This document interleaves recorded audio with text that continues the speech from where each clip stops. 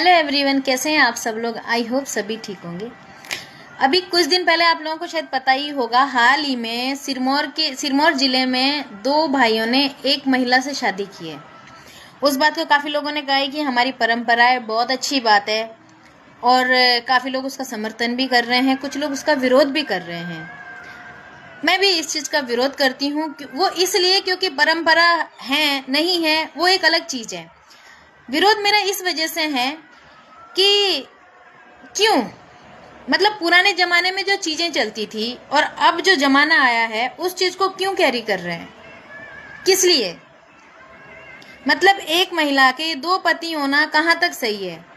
यदि एक आदमी दो औरतों से शादी कर लेता है तो वो क्रिमिनल ऑफेंस बन जाता है, और एक महिला अगर दो लोगों से शादी करती है तो ऑफेंस क्यों नहीं है। वो ठीक है, पुरानी कोई परंपरा थी, उस चीज का हमने हमेशा सम्मान किया है। हमने कहा है कि ठीक है, अगर हमारे बुजुर्गों ने कोई परंपरा थी उनके लिए पहले थी, वो किन रीजनों से होती थी वो रीजन भी सामने है, लेकिन आज के टाइम पे वो नहीं है। आज के टाइम पे सब लोग शिक्षित हैं, बाहर पढ़ने लिखने जाते हैं, और ये भी पता है कि आगे के जो इसके दुष्प्रभाव होते हैं वो क्या होने वाले हैं। तो उस ये सब चीज़ों के चलते ये सारी चीज़ें क्यों।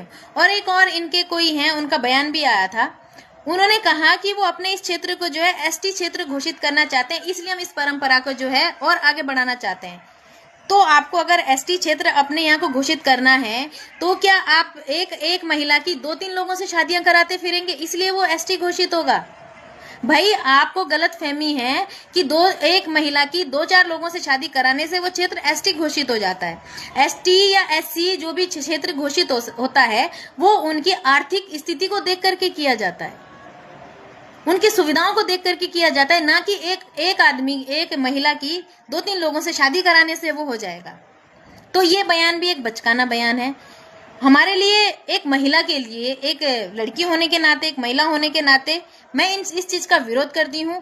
क्योंकि एक टाइम पे दो आदमियों से शादी करना और उनके साथ रहना वो हमें स्वीकार्य नहीं है।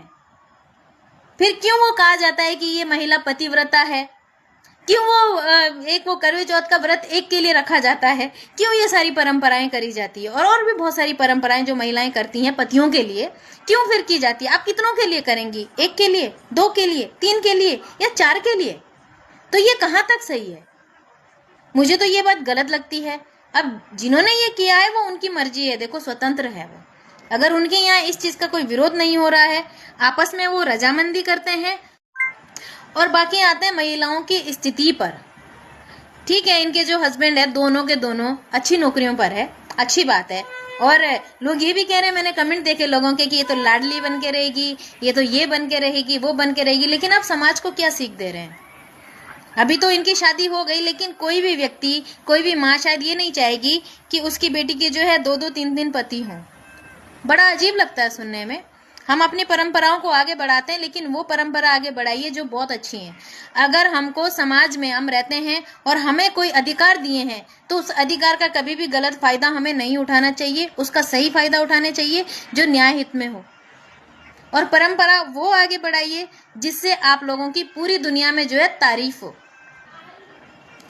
आजकल अगर कोई भी व्यक्ति, कोई भी आदमी दो शादियां कर ले, एक के अलावा कोई दूसरी पत्नी लेकर के आ जाए तो पहली वाली पत्नी ही बवंडर मचा देती है, और दूसरी वाली पत्नी को भी पहली वाली स्वीकार नहीं होती।